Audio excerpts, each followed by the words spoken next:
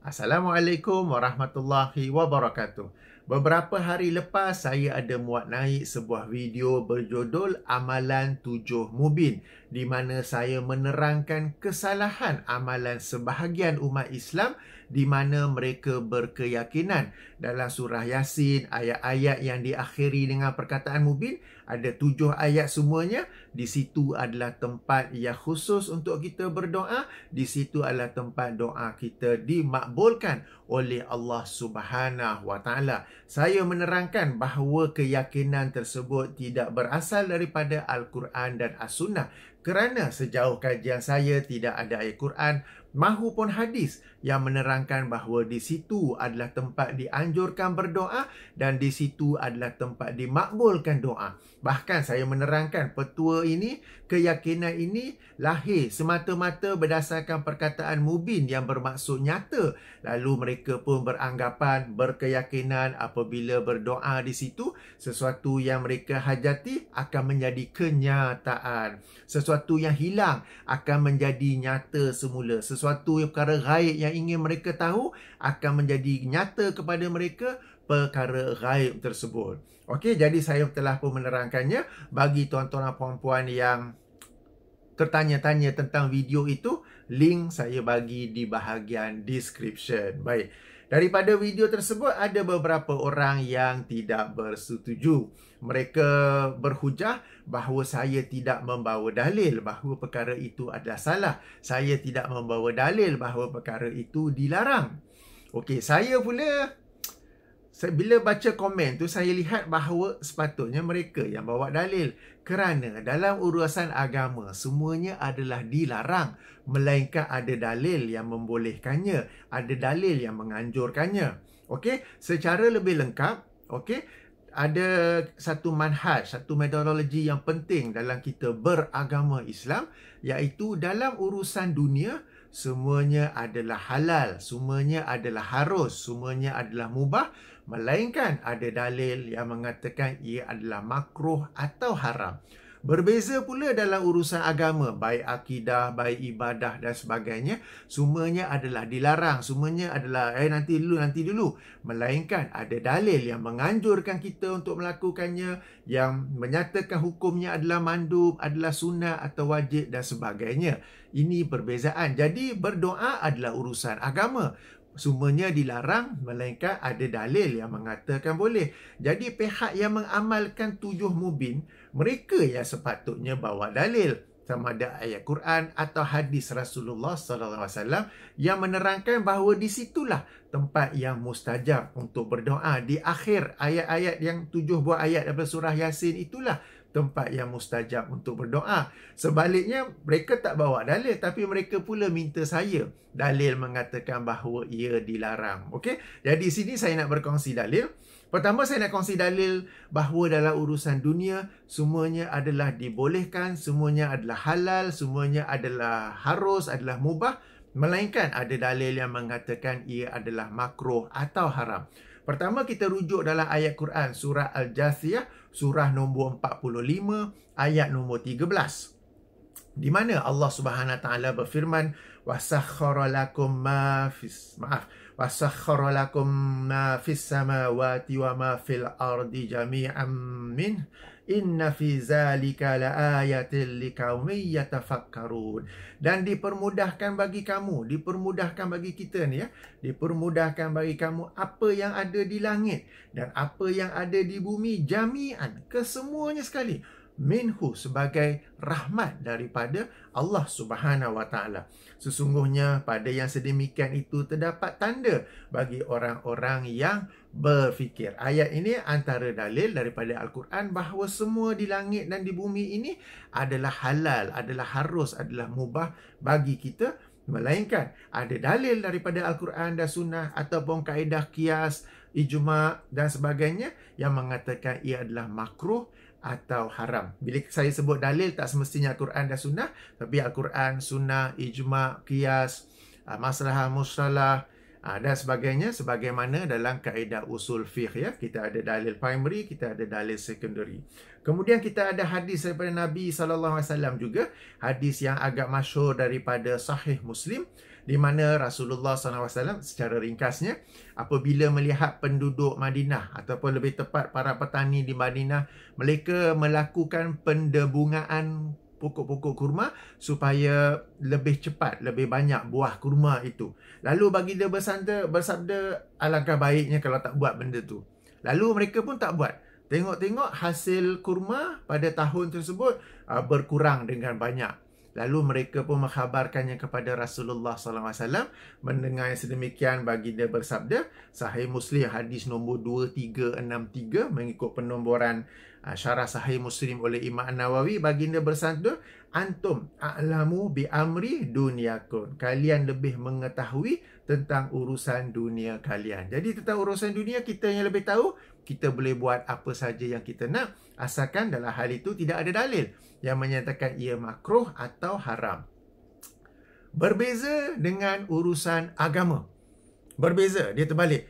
Dalam urusan agama, semuanya dilarang, semuanya terhenti, melainkan ada dalil yang mengatakan boleh melakukannya. Okey, hadisnya masyhur. Kalau rujuk hadis 40 Imam Nawawi, hadis nombor 5.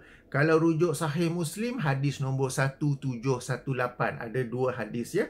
Hadis yang pertama untuk orang yang mencipta amalan baru. Hadis nombor 2 untuk orang yang ikut je amalan tersebut ya. Baik. Hadis yang pertama, man ahdasa fi amrina haza ma laisa minhu fahuwa raddun. Sesiapa yang mencipta mencipta perkara baru fi amrina, dalam urusan kami ini, fi amrina haza, dalam urusan kami ini, urusan Rasulullah apa? Agama Islam. Ma laisa minhu, apa yang tidak berasal daripadanya, fahuwa raddun, maka ia tertolak. Okey. Lafaz yang kedua, ini untuk orang yang mencipta ya, ahdasa. Lafaz kedua, aku tak cipta, aku buatnya, aku ikut ya tok guru aku cakap. Apa dia? Nabi SAW bersabda, man amila amalan laisa alaihi amruna fahuwa raddun. Sesiapa yang beramal dengan satu amalan yang laisa alaihi amruna, tidak berada di atas perintah kami, tidak berada di atas suruhan kami, maka ia tertolak, raddun. Okey? Dan kita juga sama-sama makruf, sama-sama tahu hadis Nabi SAW dalam Sunan An-Nasa'i. Okey, di mana baginda bersabda, seburuk-buruk urusan adalah perkara-perkara baru dalam agama ni ya, perkara-perkara baru. Dan setiap perkara baru itu adalah bid'ah. Setiap bid'ah itu adalah kesesatan, dan setiap kesesatan itu tempatnya di dalam neraka, bukan negara, dalam neraka ya. Jadi berdasarkan hadis ini, kita dilarang membuat perkara baru. Jadi itu yang saya masukkan, semuanya terhenti melainkan ada dalil terlebih dahulu. Okey, kita kembali kepada perbincangan yang ini amalan 7 mubin. Okey. Kita rujuk balik, man ahdasa fi amrina haza ma laisa minhu fahuwa raddun. Okey, sesiapa yang mencipta dalam urusan kami ini sesuatu yang tidak berasal daripadanya, maka ia tertolak. Berdoa adalah sesuatu yang memang sabit daripada Al-Quran dan As-Sunnah. Sangat banyak dalil, tidak ada khilaf tentangnya, tidak ada persoalan tentangnya. Akan tetapi, walau bagaimanapun, namun begitu, yang menjadi persoalan ialah mengkhususkan di akhir ayat-ayat yang berakhir dengan perkataan mubin dalam surah Yasin tu sebagai tempat untuk berdoa. Apatah lagi berkeyakinan bahawa doa di situ akan dimakbulkan oleh Allah SWT. Itu yang dimasukkan dengan ma laisa minhu fahuwa raddun. Apa yang tidak berasal yang mana. Doa berasal daripada Al-Quran dan Sunnah. Tetapi berkeyakinan, tetapi meyakini di akhir ayat-ayat yang berakhir dengan perkataan mubin tu adalah tempat untuk berdoa, itu yang tidak berasal daripada Al-Quran dan Sunnah, maka ia tertolak. Demikian juga kalau kita rujuk dalam lafaz yang kedua, man amila amalan. Okay, kalau beramal, amal yang masukkan itu adalah doa semata-mata, maka dipersilakan. Tetapi dia beramal dengan keyakinan doa ini kita baca di akhir ayat-ayat yang berakhir dengan perkataan mubin. Okey. Man amila amalan laisa alaihi amruna. Rasulullah SAW tidak pernah menyuruh, tidak pernah mengamalkan sendiri atau tidak pernah menganjurkannya kepada para sahabat untuk berdoa di akhir ayat-ayat yang berakhir dengan perkataan mubin tersebut. Fahuwa raddun. okey, maka ia tertolak. Melainkan mereka yang pro kepada amalan 7 mubin ni, mereka yang bawa dalil baik daripada Al-Quran ataupun As-Sunnah dengan hadis yang dipertanggungjawabkan. Jangan bawa riwayat entah apa je, lepas tu suruh kita pula semak darjatnya. Okey, maka saya boleh-boleh saja memperbetulkan pandangan saya. Kalau tak ada, maka ianya adalah tertolak sebagaimana hadis-hadis ini. Jadi tuan-tuan dan puan-puan, khasnya kepada yang beramal dengan petua ataupun amalan 7 mubin ni, tanggungjawab mengemukakan dalil ialah pada anda. Anda yang kena bawa dalil bahawa ia adalah sesuatu yang memang memang berasal daripada Al-Quran dan Sunnah dan ianya boleh diamalkan, bukan tertolak. Jika anda tak bawa dalil, maka dalil saya, ala-ala anda tanya, ialah hadis-hadis yang saya bacakan ini. Dan juga manhaj kita dalam beragama bahawa semua urusan ni tertahan, dilarang, melainkan ada dalil. Okey? Jadi anda bertanya ni terbalik. Bukan saya yang kena bawa dalil larangan, tetapi anda yang kena bawa dalil yang secara khususnya menganjurkan berdoa di akhir ayat-ayat yang berakhir dengan perkataan mubin. Jika anda nak dalil saya, maka dalil saya ialah hadis-hadis ini yang melarang kita daripada berbuat bid'ah. Okey? Baik. Ini penjelasannya. Baru 11 minit. Ayuh kita baca sedikit beberapa komen daripada para penonton di saluran YouTube saya, ya. Okey, komen pertama, beliau menulis, saya bacakan. Pertikaikan amalan Yasin 7 mubin. Tapi sepotong ayat Yasin 7 mubin pun tak baca. Terjemahan ayat Yasin 7 mubin pun tak baca. Okey, yang Arab tak baca, yang terjemahan tak baca. Sebab-sebab ayat diturunkan pun tak cerita. Okey, yang difahamnya hanya berkenaan perkataan nyata. Hanya sekadar hendak menghina amalan orang-orang dahulu sahaja. Tiada keikhlasan dalam menyampaikan ilmu. Kalau saya bacakan ayat, baik yang Arab maupun yang terjemahan, apakah itu menjadi keikhlasan saya? Kan? Kemudiannya ayat-ayat tu betul saya tak baca sebab pada saya tak ada sebab nak baca. Akan tetapi walau bagaimanapun, namun begitu ayat-ayat itu telah saya sebut nombor-nombornya di bahagian description bagi sesiapa yang ingin tahu. Okey? Description box video yang asal tu cuba tengok. Ada saya sebut nombor-nombor ayat yang dimaksudkan itu, ya. Jadi menariknya, ya. Dia kata hanya sekadar hendak menghina amalan orang-orang dahulu sahaja. Kemudian salah seorang yang reply kepada komen dia, saya tak reply pun, salah seorang ni namanya Cikgu Snida, okey. Beliau mengemukakan terjemahan ayat 170 surah Al-Baqarah di mana Allah berfirman, maksudnya, dan apabila dikatakan kepada mereka, ikutilah apa yang telah diturunkan oleh Allah. Mereka menjawab dalam kurungan tidak. Kami mengikuti apa yang kami dapati pada nenek moyang kami. Okay? Kemudian Allah berfirman, padahal nenek moyang mereka itu tidak mengetahui apapun dan tidak mendapat petunjuk. Kalau kita baca komen ni, orang yang asal komen dia kata hanya sekadar hendak menghina amalan orang-orang dahulu saja. Dia bukan kisah amalan tersebut betul atau salah. Dia bukan kisah amalan itu sahih ataupun tidak, selari dengan Quran atau sunnah atau tidak. Dia hanya concern, dia hanya mengambil berat tentang amalan orang-orang terdahulu.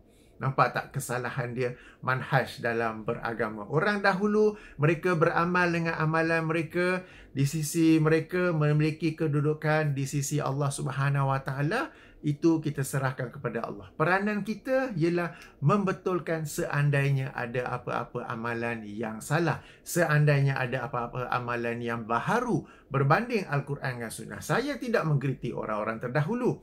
Mereka telah beramal dengan kadar ilmu yang mereka ada. Kita sekarang ni, apakah kita akan membiarkannya saja atau kita membetulkan amalan-amalan yang salah?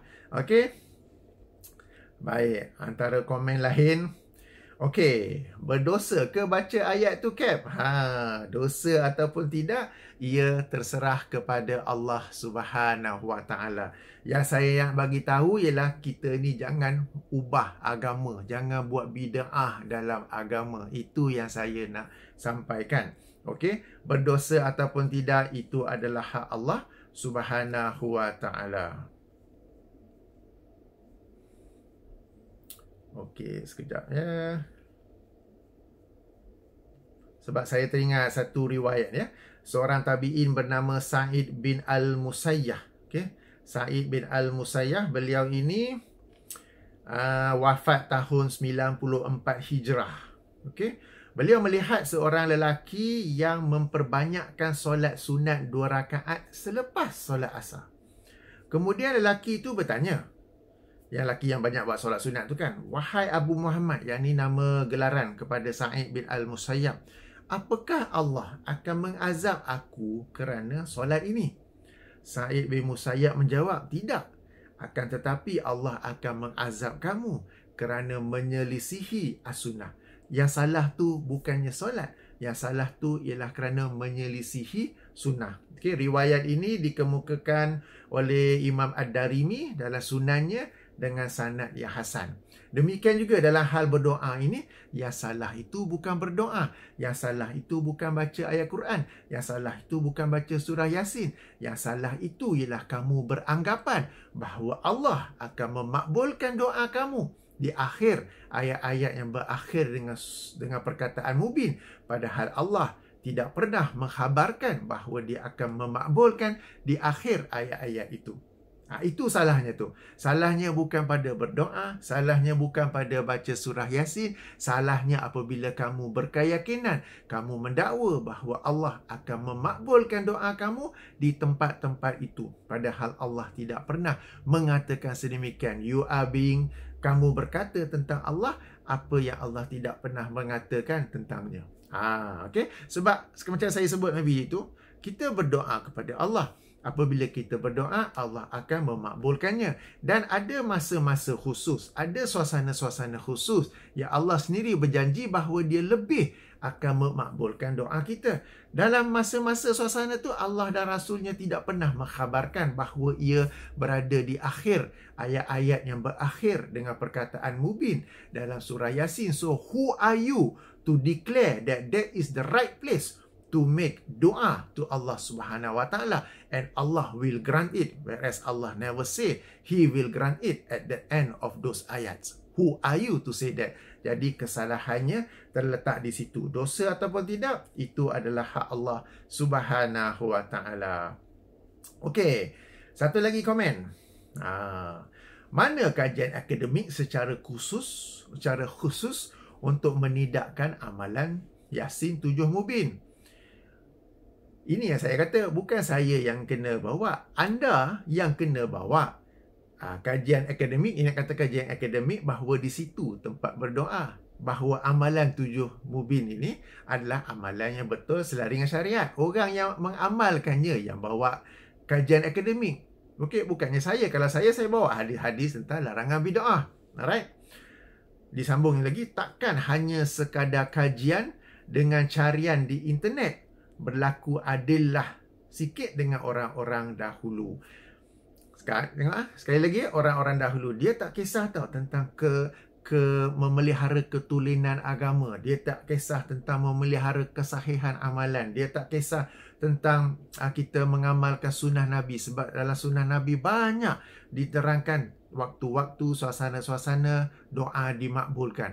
Yang itu dia tak kisah. Yang dia kisah amalan orang-orang dahulu. Dia ni nak membela orang dahulu, dia bukan nak membela agama. Dia membela orang dahulu. Agama, he don't give a damn.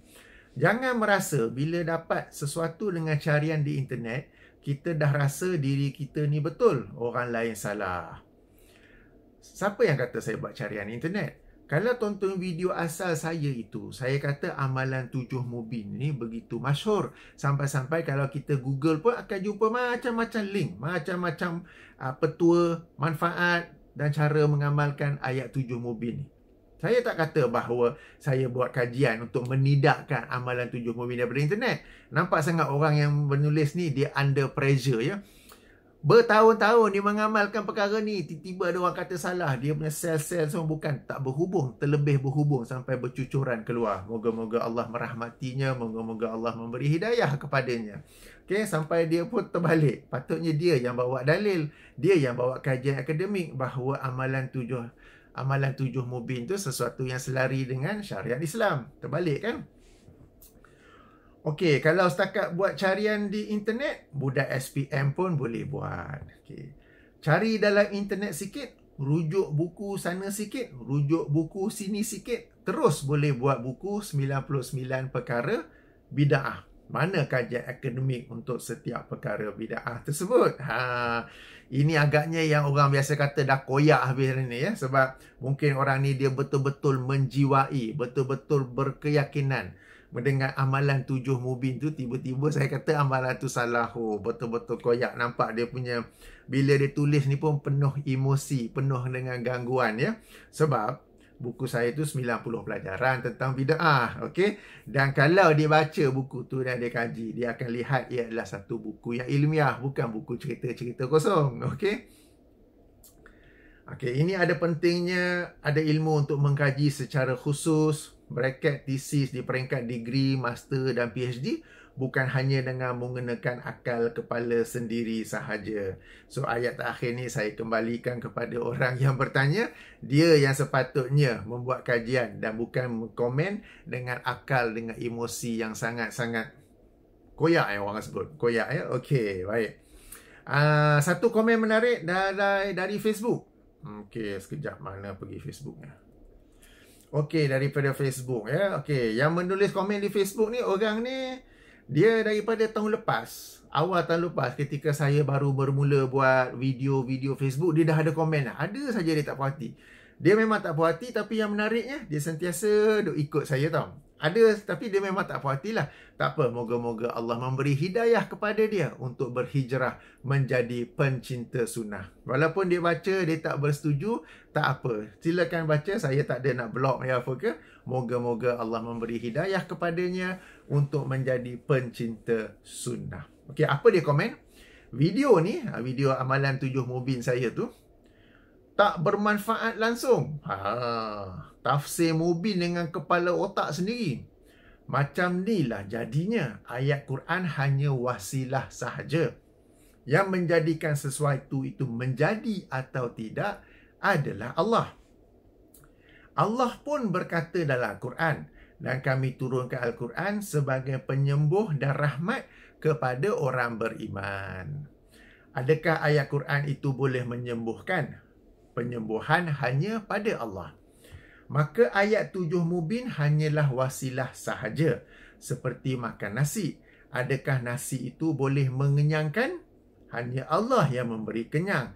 Nasi hanyalah wasilah sahaja. Tafsir Al-Quran tu jangan pakai otak sendiri. Syarahan nampak cerdik, tetapi okey tuan-tuan dan puan-puan. Baik. Al-Quran hanya wasilah sahaja. Yang menjadi sesuatu tu menjadi ataupun tidak adalah Allah Subhanahu Wa Taala. Betul tapi tak tepat. Betul, kita hanya usaha kita menjadi wasilah. Al-Quran tu hanya wasilah. Akan tetapi, walau bagaimanapun, namun begitu, wasilah tersebut hendaklah selari dengan Al-Quran dan Sunnah. Tidak boleh menjadikan bid'ah sebagai satu wasilah untuk mencapai sesuatu hajat, lalu mengharapkan Allah menjadikan hajat kita itu. Okey, sebagai contoh, beliau bawa contoh nasi kan. Kita makan nasi sebagai wasilah. Yang memberi kekenyangan ialah Allah SWT. Betul. Tetapi apakah dengan itu kita boleh mencuri nasi? Tak boleh. Okey. Okey. Jadi wasilah itu sendiri kena selari dengan Al-Quran dan Sunnah. Kena selari dengan syariat Islam. Baik. Nasi dia tak ada bid'ah atau sunnah lah. Ia halal atau haram. Jadi meskipun nasi itu wasilah, nasi itu sendiri mesti kita peroleh dengan cara yang halal. Tak boleh mencuri. Okey, meskipun akan kenyang lepas tu, tetapi kita tidak boleh menggunakan wasilah dengan cara yang haram. Sama juga berdoa. Doa itu adalah wasilah. Yang memakbulkan doa ialah Allah Subhanahu Subhanahu Wa Taala. Bahkan doa itu bukan semata-mata wasilah, ia juga adalah satu ibadah. Dalam sebuah hadis riwayat Imam At-Tirmizi, Rasulullah sallallahu alaihi wasallam bersabda, ad-du'a'u huwal ibadah. Doa itu adalah ibadah. Hadisnya sahih. Dalam lafaz yang kedua dengan darjat yang hasan, Rasulullah sallallahu alaihi wasallam bersabda, laisa syai'un akrama 'ala Allah Ta'ala minad du'a. Tidak ada sesuatu yang lebih mulia di sisi Allah Subhanahu Wa Taala berbanding doa. Sila rujuk Sunan At-Tirmizi. Lafaz pertama nombor 3372, lafaz kedua nombor 3370 mengikut penomboran Syekh Ahmad Syakir. Jadi memang kita hanya berdoa dan ayat Quran sebagai wasilah. Yang menjadi isu sekarang ini, manakah dalil yang mengatakan bahawa ayat-ayat yang berakhir dengan perkataan mubin di dalam Al-Quran adalah wasilah yang khusus untuk kita berdoa kepada Allah Subhanahu Wa Taala. Jika tak ada, ia menjadi perkara baharu dalam agama. Apabila ia menjadi perkara baharu dalam agama, pertama, ia tertolak, dan kedua, ia diancam dengan ancaman neraka berdasarkan hadis-hadis yang telah saya bacakan tadi. Nampak sangat yang ini masih lagi nak sebut pencinta bid'ah, macam kesian pula kan. Tapi itulah, mereka pandang wasilah. Sebab tu di sisi para pencinta bid'ah, mereka buat saja apa? Akhirnya, yang akan bagi pahala ialah Allah. Kita buat saja ibadah-ibadah ni, kita buat saja akidah-akidah ni, tak apa, ini semua wasilah. Yang akan bagi pahala ialah Allah Subhanahu Wa Taala. Yang akan ni ialah Allah Subhanahu Wa Taala. Tak, wasilah itu sendiri hendaklah selari dengan Al-Quran dan Sunnah. Tidak boleh beribadah dengan wasilah yang bid'ah. Tidak boleh berdoa dengan wasilah yang bid'ah. Tidak boleh berakidah dengan wasilah yang bid'ah. Berdoa tidak salah, tetapi menjadikan, saya ulangi ya, banyak kali saya ulang ni, tetapi menjadikan ayat-ayat yang berakhir dengan perkataan mubin dalam surah Yasin sebagai wasilah untuk berdoa kepada Allah, padahal Allah tidak pernah menjadikan itu semua sebagai wasilah untuk berdoa kepadanya. Disitulah letak bid'ahnya, disitulah letak kesalahannya. Jadi tuan-tuan dan puan, yang saya nampak di sisi mereka yang membela, yang macam tak puas hati dengan video saya tentang amalan 7 mubin tu, kefahaman mereka terhadap metodologi, terhadap manhaj dalam agama nampaknya sangat-sangat keliru, sangat-sangat berterabur. Okey, macam ini kan, wasilahnya tak boleh, bukan suka hati je wasilah. Wasilah tu sendiri hendaklah selari dengan Al-Quran dan Sunnah. Macam yang tadi saya baca tu kan, berdosa ke tak? Dosa atau tidak, itu adalah urusan Allah Subhanahu Wa Taala. Kita menerangkan apa yang sunnah, apa yang bid'ah. Okey, dan demikian juga yang hendak membela amalan orang tua. Dia bukan nak membela agama Islam. Baginya bukan yang ketulinan agama Islam tu. Baginya bukan nak kita ni berdoa agar benar-benar di tempat yang dianjurkan untuk kita berdoa. Tak, yang penting amalan orang-orang terdahulu. Jadi itulah sedikit komen saya daripada amalan 7 mubin ya. Kepanasan para pengamal 7 mubin itu. Moga-moga penjelasan saya ni walaupun ada laser-laser sedikit bermanfaat kepada mereka. Tugas kita hanyalah menyampaikan. Jika mereka tak mahu, mereka tetap hendak berdoa pada ayat-ayat yang diakhiri dengan 7 mubin tu, kita tak boleh larang. Tugas kita ialah menyampaikan ya. Tugas kita ialah amar ma'ruf nahi mungkar terhadap perkara-perkara seperti ini. Baik. Sehingga sini saja dahulu. Subhanakallahumma wa bihamdika asyhadu an la ilaha illa anta astaghfiruka wa atubu ilaika. Tanpa dilupai sekali lagi saya ulangi, jika di kalangan para penonton, khasnya para pengamal 7 mubin, menemui ayat Quran atau hadis yang memang mengkhususkan di akhir ayat-ayat yang berakhir dengan perkataan mubin di dalam surah Yasin sebagai tempat yang mujarab, tempat yang dimakbulkan, tempat yang untuk kita berdoa, sila kemukakan. Saya akan tarik balik kenyataan ini dan juga membuat video membetulkan diri saya secara terbuka juga. Saya tidak akan melarikan diri ya. Okey. Assalamualaikum warahmatullahi wabarakatuh.